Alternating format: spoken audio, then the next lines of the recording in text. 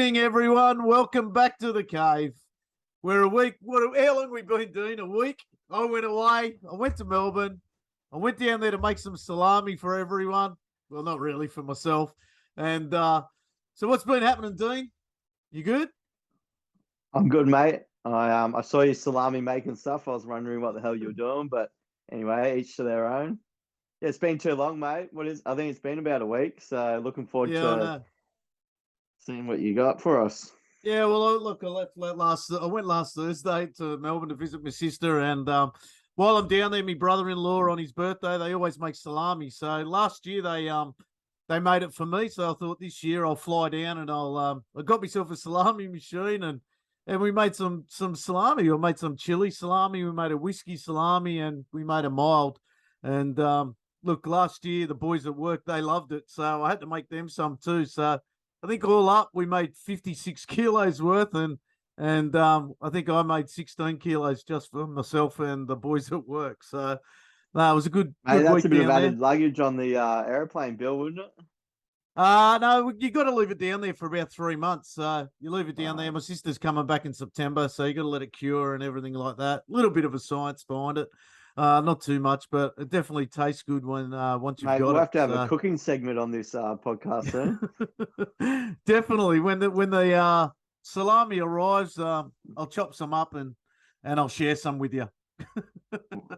Mate, I want the full barbecue out in the back. Show everyone a beautiful summer in Australia. Well, you've had one here. You've had the barbie here, and you'll definitely get Yeah. one if you end up staying over while the World Cup's on. So I'm looking forward to the visit from you, Dean. So all the girls are arriving in Australia now, and I think England's up in your way at the moment, haven't they? They just arrived, I think, last couple of days or something like that, haven't it? Yeah, they just arrived, and all the girls that I've seen have just, put pictures of the beach up there. So they'll be loving it. It's a beautiful spot up on the sunny coast. So, yeah, they had an open training session yesterday, and yeah, there's a few thousand there to support them and stuff like that. So it's great to see, and yeah, it's slowly building up. I think kickoff's about 2 weeks away or something like that. So looking forward to it. Yeah, no, it's good. It's good to have the World Cup here. I'm sure everyone's excited to see the Matildas play, and I'm going for England. But yeah, no, I'm looking forward to it. I'm going to the England-Denmark game. You're going to what, 3 or 4 games, aren't you?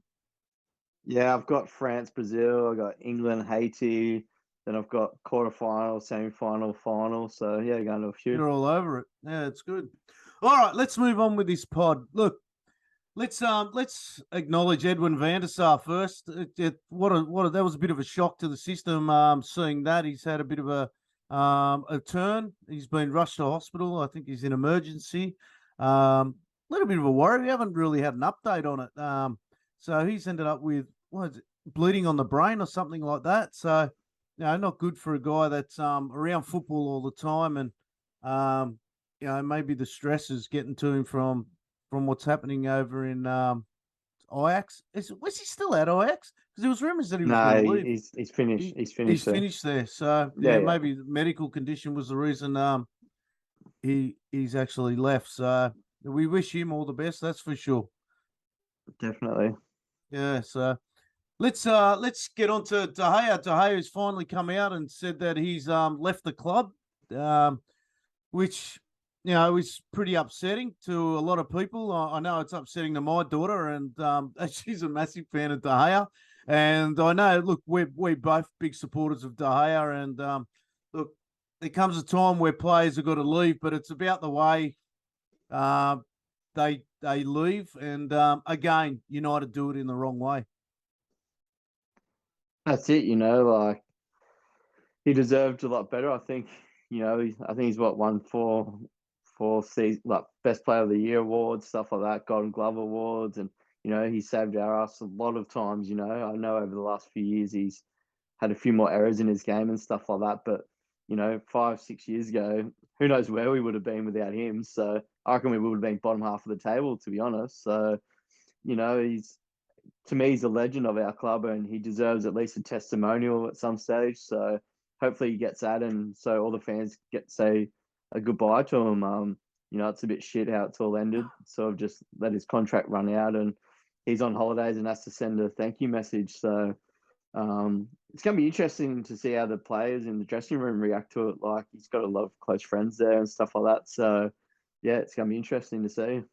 Yeah, well, look, he spent 12 seasons there, and I still remember the first time he arrived at Manchester United. He was this real skinny kid, and yeah, he looked a little bit clumsy through the air and things like that. And everyone thought he wouldn't last 2 weeks.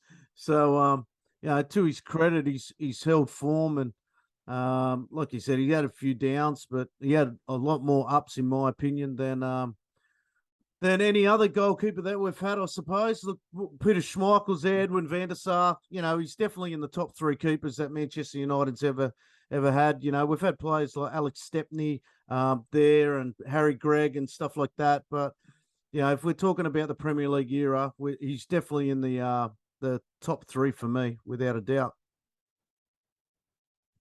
Yeah, definitely. And like, he actually loves the club. You hear him talking about Manchester United Football Club, and obviously he started his career at Atletico Madrid and talks about them, but he still says his heart is Manchester United. And I just love players talking like that, and I think we need a lot more players being like that. Like, I know Mason Mount's only new at the club, but I'm very impressed with the way he's handled this week and how he talks about the club and all that sort of stuff. So I'm really excited actually to see how he fits in.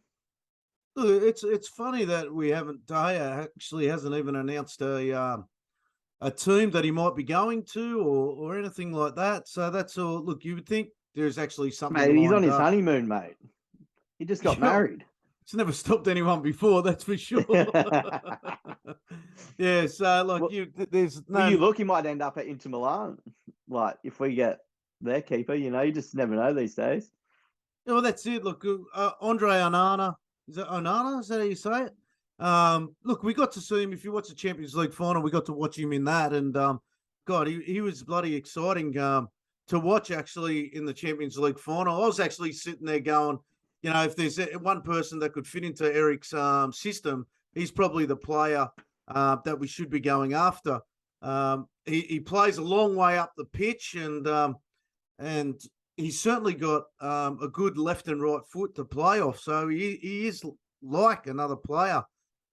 So look, apparently the deal's nearly done. So we might hear something this week. Who knows? That's it, and obviously he's had that previous relationship with Eric Ten Hag at Ajax. Something happened with, like, he had got a drug ban for a year, got put down to 9 months. I don't know the exact details of it all, and Eric Ten Hag really stood by him and stuff like that. So they obviously have a good relationship. A little bit worrying is what happened at the World Cup with him and Cameroon. Can't remember if he refused to play or what happened there, but it didn't sit well with me at the time. But obviously, he's going to be one of us now, so hopefully he fits in well. And yeah, as you say, he's brilliant with both feet. He's excitement, and he's also, he's going to get our heart racing, because who knows what he's going to come up with, to be honest. Yeah. We might stay awake these days, 2 a.m. in the morning. So, Mate, he reminds me of a little bit of I don't know, probably too old for you, but Colombian keeper Anguita.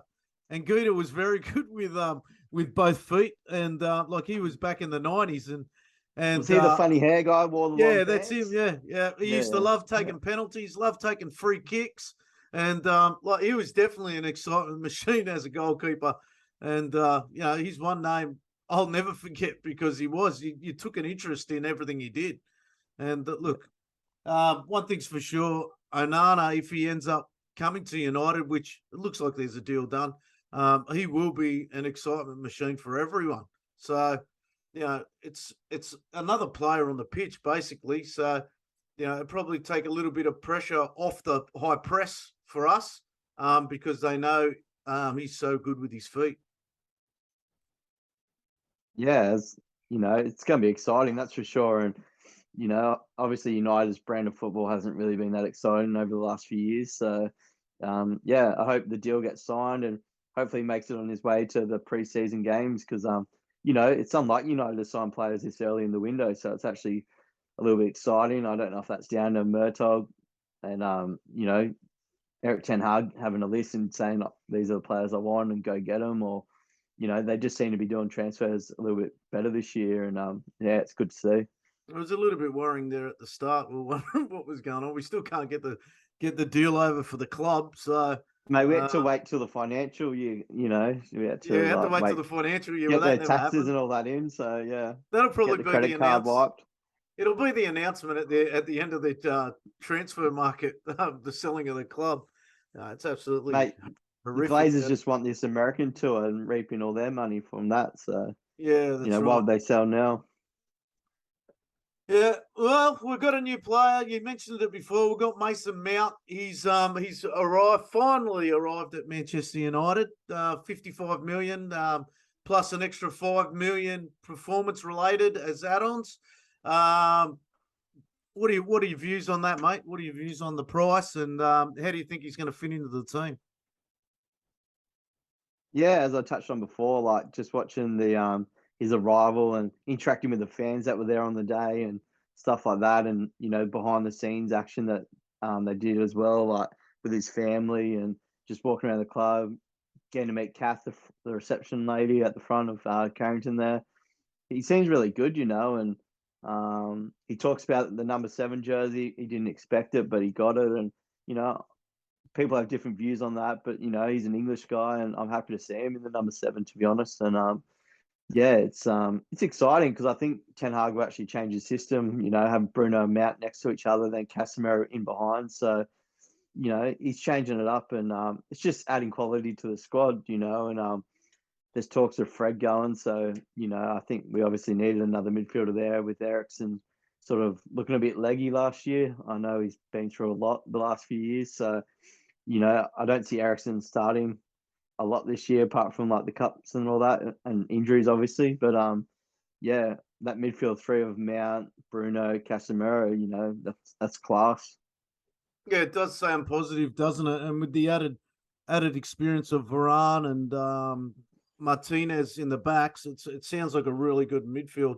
I mean, I never watched a lot of Chelsea, but from what I imagine with Mason Mount, he works hard through midfield as well. He does a fair bit of. Would you say he does a fair bit of running? No. So there's going to have to be. You're going to have that holding midfielder, aren't you? You're going to have someone like Bruno not going box to box. Well, you got Casemiro as your holding midfielder. That's right. Yeah. Well, he plays an 8. He's an 8, so between each boxes and stuff like that. Yeah. So to be fair, I don't think he got much of a crack this year at Chelsea. Yeah. So he'll be raring to go, I think, to prove a point to them as well.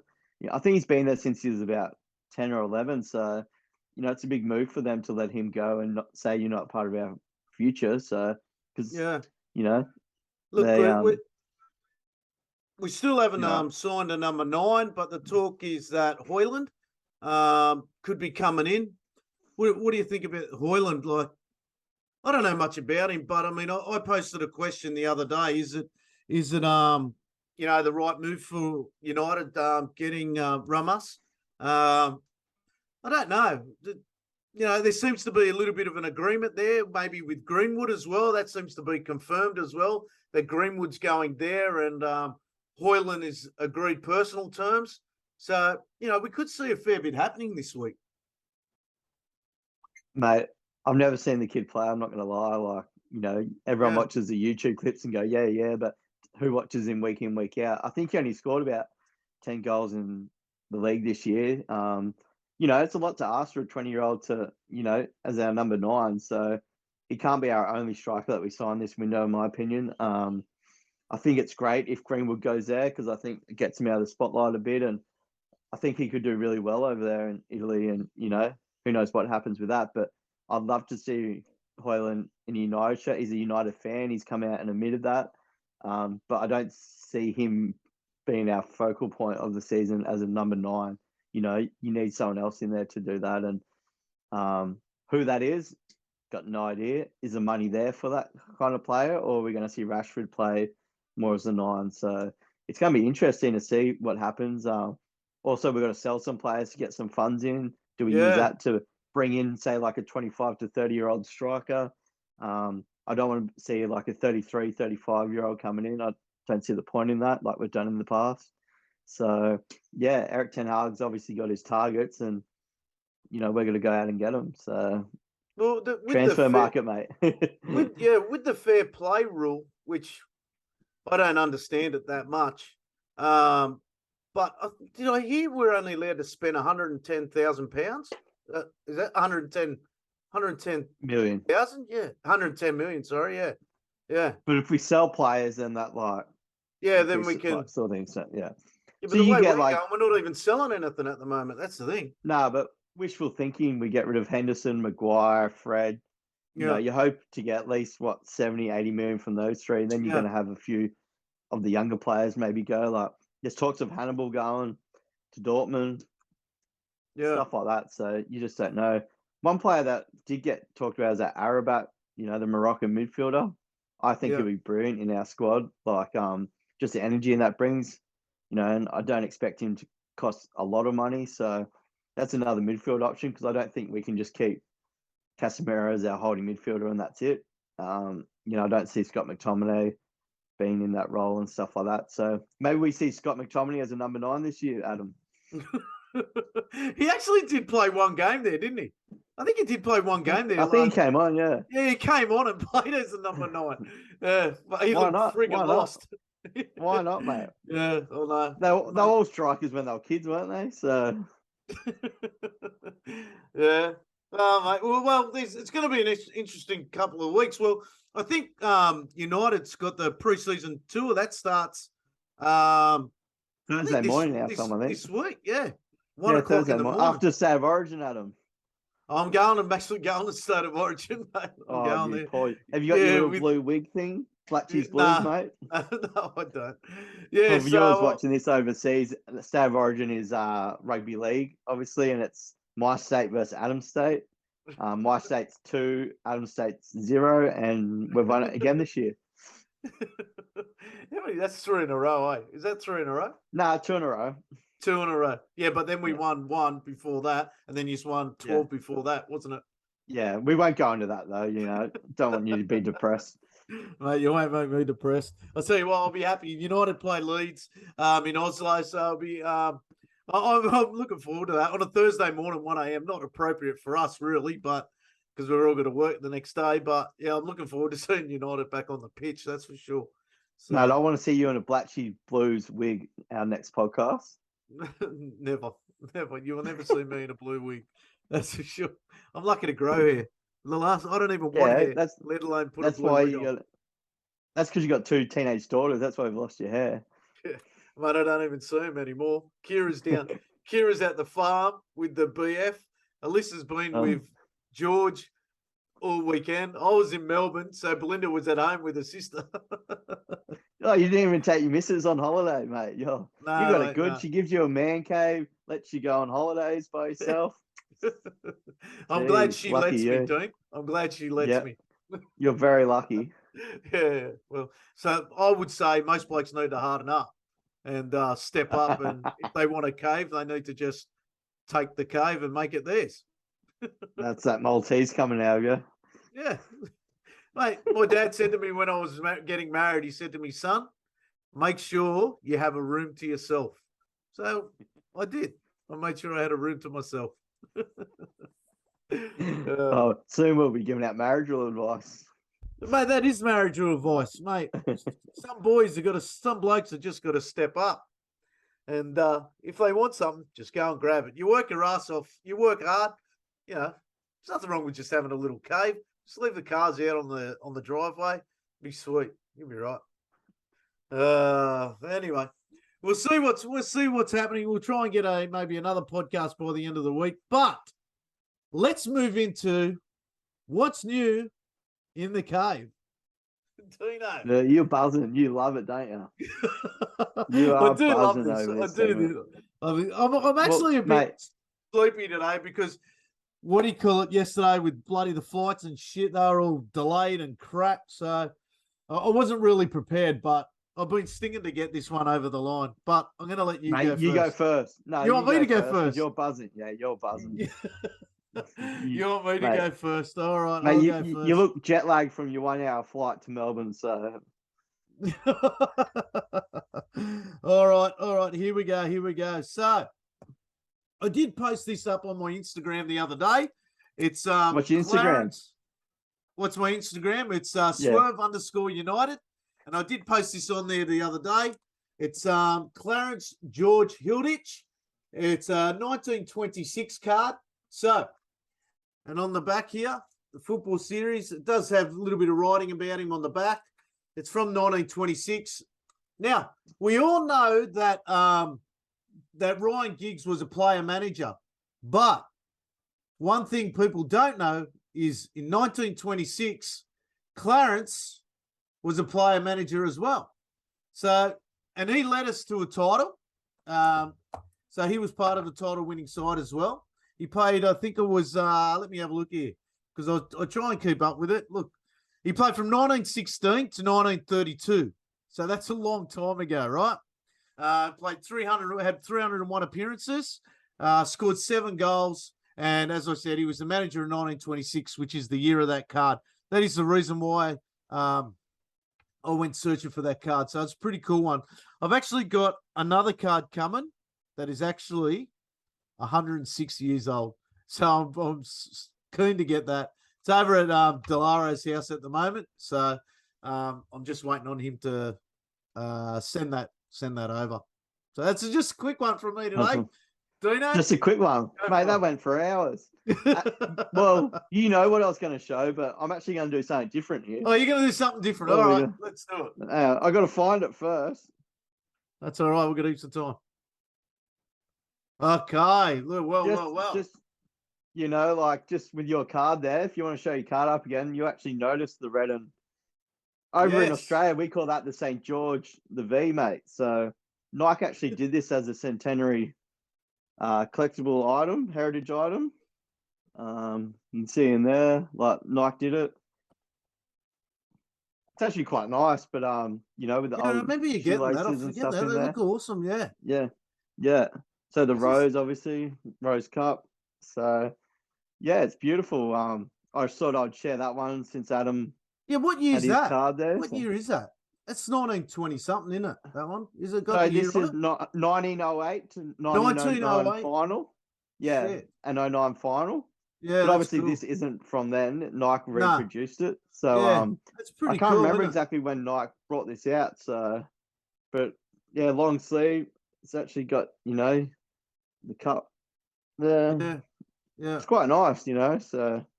No, it is nice, man. I really share, like that. I thought forgot I'd share that. Considering you had the card there, so yeah. Well, I'll the save card my that I card got for next time. I think the card that I got is the other one that's coming is from 1906. I think it is 1906. Yeah, right. Yeah. So yeah. I think that was the first year we won the league, 1906, and then we won it 1911. Yeah. Mate, I hope no historians are watching this. They'll be up arse. Yeah, I know. You got to get your facts right, otherwise you're in trouble. Mate.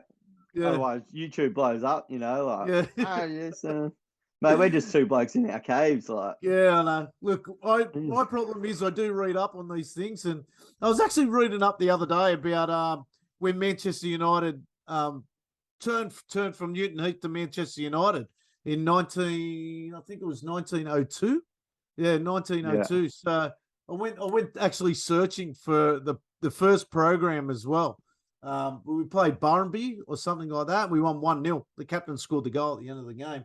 So I went looking for that the other day as well. So have you got a basketball program? A basketball program? Oh, no, I haven't. United basketball, mate. Yeah, no, I haven't. Yeah, no, I haven't got the Manchester United basketball programs from the 70s and early 80s. I have seen a few, and there's actually a pin as well that you can get. I'll have to search for that then, I guess. I think I got it on my last trip. I think I got it. Was it? I don't know. Your last trip was Melbourne, wasn't it? I did have one from some. Oh yeah, here. Oh no, that was the five-a-side pin. Yeah, the five-a-side. Yeah. So United used to get into a lot of things. I think they had a cricket team as well. United. Futsal as well. Yeah. I think they had a five-a-side sort of thing as well. Yeah, that's that five-a-side pin. Yeah. Yeah. So, and a couple of the boys, the historian boys, actually Keith Wales has actually got the program. Yeah. So he would. he's unbelievable. I've got a package on the way from him, so that will be released on one of these YouTube shows one day if it ever gets here. Long way from America, so. Yeah. But how's the sports club going, Adam? All good, mate? Supporters club, yeah. Actually, I haven't been to the last couple of meetings. We because Kira trains on a Monday. And look, congratulations to Kira and her team. They won the winter futsal comp, so that's pretty exciting. That was awesome for them. They were underdogs going into the game, and they ended up winning the game at 4-2. So well done, Kira and Hokoa, who they really look after Kira. So That's good. And congratulations. Congratulations. To yeah, you're not one of those good. parents on the sideline, though, are you?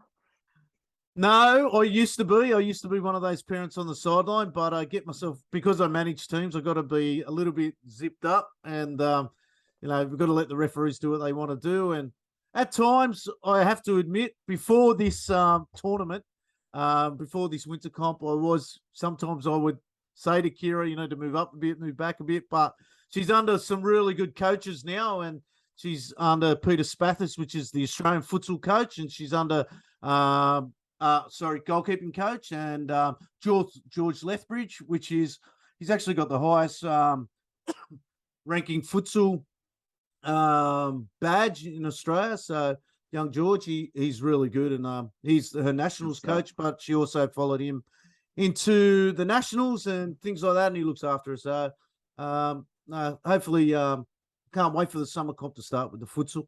So and this is what we do on this pod. We go off channel and we just talk about anything. So, mate, talking about your kids, mate, that's fine. Yeah, it's fine. We've always done that on here. If I had some, I would talk about them too, mate. So no. Well, drama. You haven't had any phone calls about kids yet, so they might be in not time. Yet. So they're probably not 18 yet, though. So I have to wait a bit longer, I think.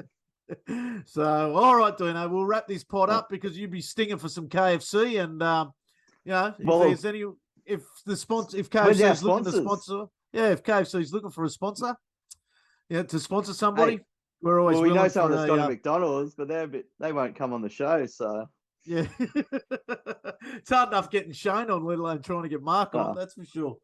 Yeah, I know. Well, you could imagine a little McDonald's down the bottom there. I reckon that would be. Yeah, Kalgoorlie Macca's down the bottom. Kalgoorlie. We'll have not safe to enter.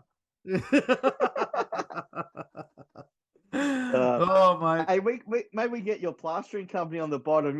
Get some stuff going. Mate. Well, actually, I spoke to Matty's good with it. I might put Matty on there, and Noi Holdings Australia.